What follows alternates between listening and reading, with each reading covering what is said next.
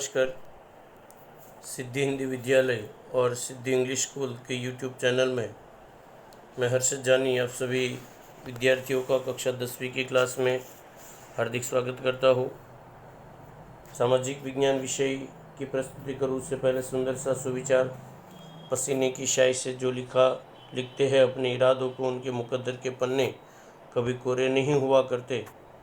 इसी सुंदर से सुविचार के साथ आइए मिलकर एक मिनट की माता सरस्वती की प्रार्थना करते हैं।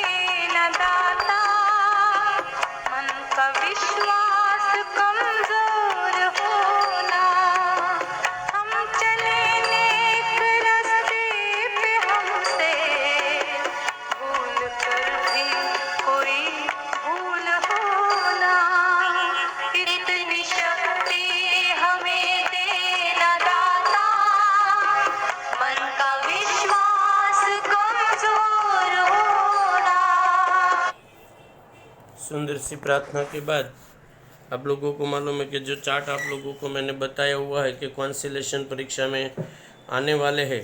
पहला जो चार्ट है वो लेसन आने वाले हैं और बाजू में जो आप लोगों को 7 लेसन का चार्ट दिया है वो पेपर में आने वाला नहीं है। तो उसी के हिसाब से हम तैयारी करें, जिसमें पहला, दूसरा, चौथा, 5वां लेसन हमारा पूरा हो गया है। छठा लेसन चल रहा है। छठा लेसन आप लोगों को मालूम है कि जिसका नाम भारत की सांस्कृतिक विरासत के स्थल है, उनके अंतर्गत हमने 5 स्थलों की जानकारी प्राप्त कर ली थी।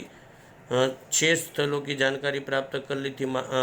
अजंता की गुफा, इलोरा की गुफा, एलिफेंटा की गुफा, महाबलीपुरम का मंदिर, पटुदकल शहर की राजधानी, खजुराहो के मंदिर, यहाँ तक हम लोगों ने देख लिया था। अब आगे का जो मुद्दा है वो मुद्दे की यदि मैं बात करूं तो लेसन का टाइटल आप लोगों के सामने पुनः एक बार। अब हमें आगे का जो मुद्दा देखना है कोणार्क का सूर्य मंदिर। 5-6 मुद्दे आप लोगों को इसके अंतर्गत बनाने रहते हैं। पहला कहाँ पर आया तो कि उड़ीसा राज्य के पुरी जिले में बंगाल के खाड़ी के समीप आया हुआ है। मतलब कोणार्क का सूर्य मंदिर उड़ीसा राज्य के पुरी जिले में आया हुआ है।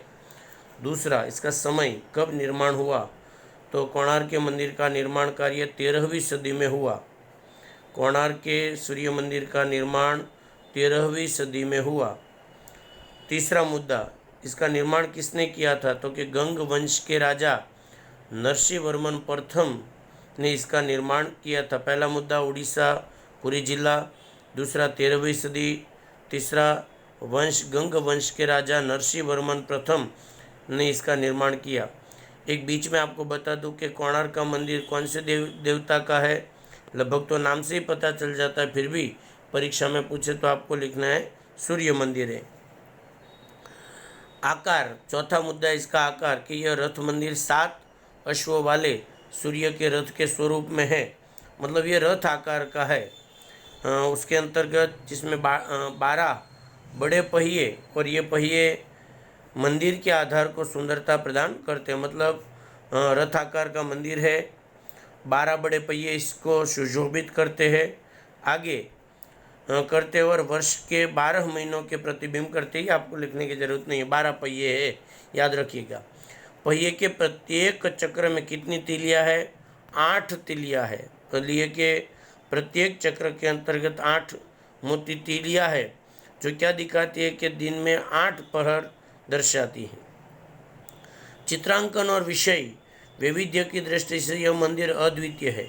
इस मंदिर का निर्माण काले पत्थरों से हुआ है। आगे का मुद्दा छठा कि इस संपूर्ण मंदिर का निर्माण काले पत्थरों से हुआ है।